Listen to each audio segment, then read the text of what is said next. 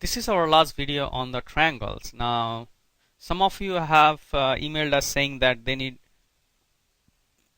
would like to have some sort of a refresher or a concluding video which says which sort of sums up all the things they have learned on that particular subject.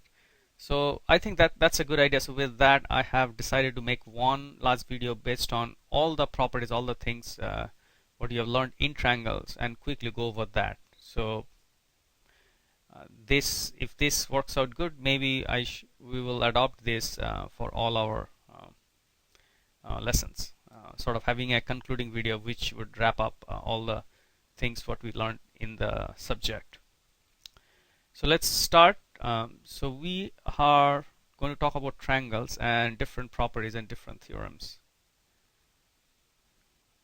So for example, the first thing about triangle is the area of a triangle. So area equals to base times height, where height is a line which is perpendicular to the opposite side, which is a base. Now you can also express area through Heron's formula, which is S times S minus A, S minus B, S minus C, where S is perimeter. So that goes to our next theorem involving triangle, which is perimeter is equal to A plus B plus C, where A, B and C are the the length of the sides. So let's say A, B and C. And typically you denote the areas which are opposite to angle. So that means if this angle is ABC, which if this point is B, that typically you say this is height, the length of this side is B, which is opposite to the point B. Okay, so that is the main two formulas, area and perimeter. Now we learned about different types of triangles. So what are they? First one is equilateral triangle, where all the three sides are same and each of the angle is 60 degree.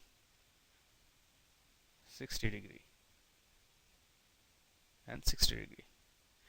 So the other thing we have, important property we have forgotten to mention, which is the sum of all triangles in a triangle is 180 degree. Okay, so this is our equilateral triangle.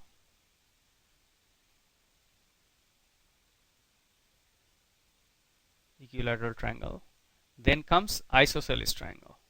So in isosceles triangle, two sides are same, and so if two sides are same, then these two angles are same. So this is isosceles.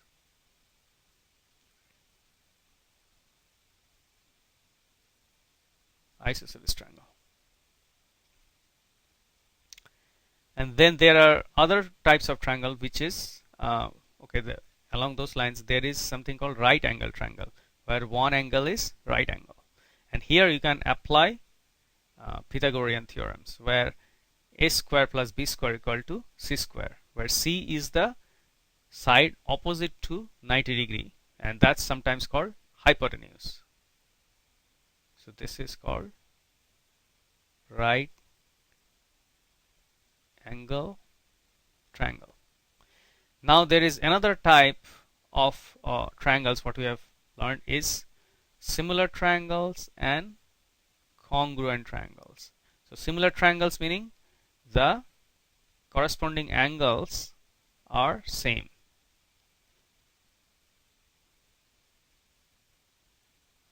So corresponding angles are same. So this angle is equal to this angle equal to this angle. Now this would lead to the ratio of sides as same. So that means a by a dash equal to b by b dash equal to c by c dash equal to h by h dash. H is the height of the triangle. Then there is congruent triangles. Congruent triangles meaning both triangle would be same in shape. What that means is that each of the sides are same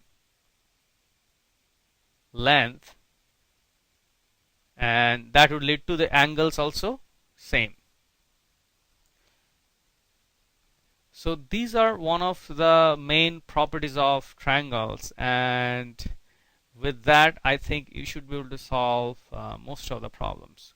The other thing which I haven't touched, but maybe when you start learning trigonometry you will learn, the area of a triangle can be expressed also half AB sine theta, where the theta is the angle between two sides. So that means if AB is a triangle like that, ABC, then if this is theta, which is the angle between these two, A and B, then the area of the triangle can be expressed as AB sine theta. Now, I would not discuss at this point what is sine theta. This I would cover when we start learning about trigonometry. So with that pretty much covers all the important properties of triangle, and you should be able to solve most of the problems by knowing just these things.